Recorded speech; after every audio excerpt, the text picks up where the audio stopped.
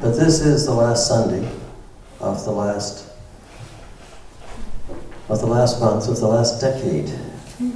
Yes. It's the last month of the teens. And as the old year dies and as the decade dies, it's always good to think about what really happens this time of the year, because Christmas is not about the presents or about the trees or about the tinsel, about the gifts. It's really about family. Yes.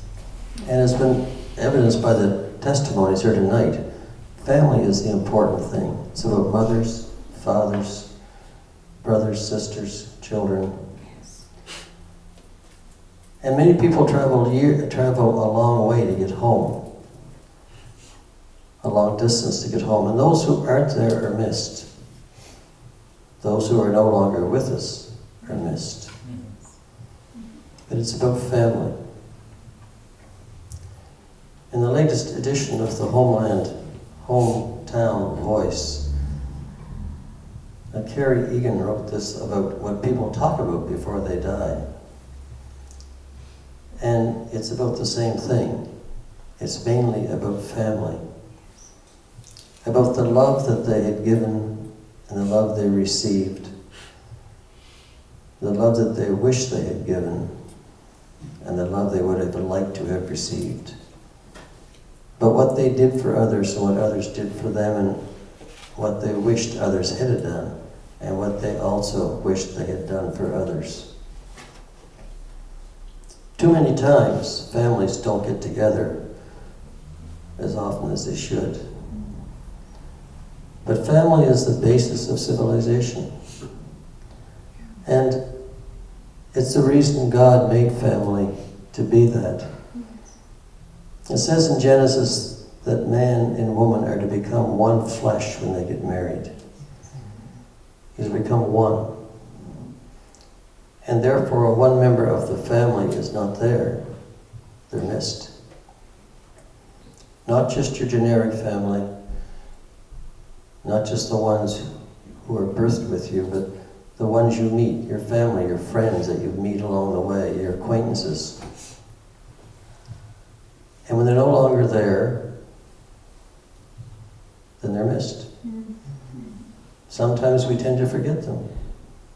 Sometimes they recede in our memories. Sometimes they're not as prominent as they should be. And not just that. There's a church family, as has been mentioned here many times tonight. A church family that's meant to be together, that's meant to support each other, that's meant to be along with each other, that's not meant just to meet at Easter and Christmas, but frequently. The Bible says, do not forbid the gathering of yourself together, to encourage and enhance each other. A long time ago, this thought was in someone's mind when they composed a poem back in the late 1600s. It was never really put down in words until 1711, and again in 1720, and finally finalized in the late 1700s. You all know what it is.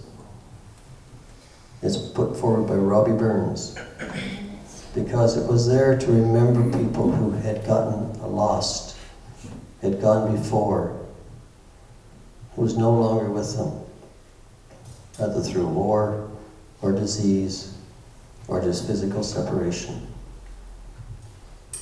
It was made popular in North America in 1929 by an orchestra, Guy Lombardo, and his Royal Canadians, Auld Lang Syne. We're going to sing it for you now, at least the first verse.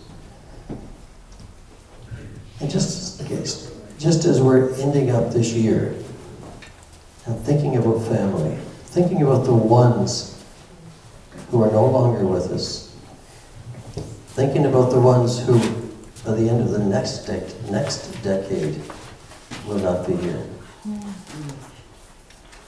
One patient of mine I knew celebrated Christmas happily with her family. At Christmas dinner, opened her presents, had no problems. Tonight they're preparing for her funeral. She passed away in the interim. So just as we sing this, think about what it's like, about the memories. It's not New Year's, but we're entering a new year. So just think about this and sing along. Think about your friends, the acquaintances you no longer see every day. And think about how important it is to keep gathering as a family, at least once a week, more often if possible.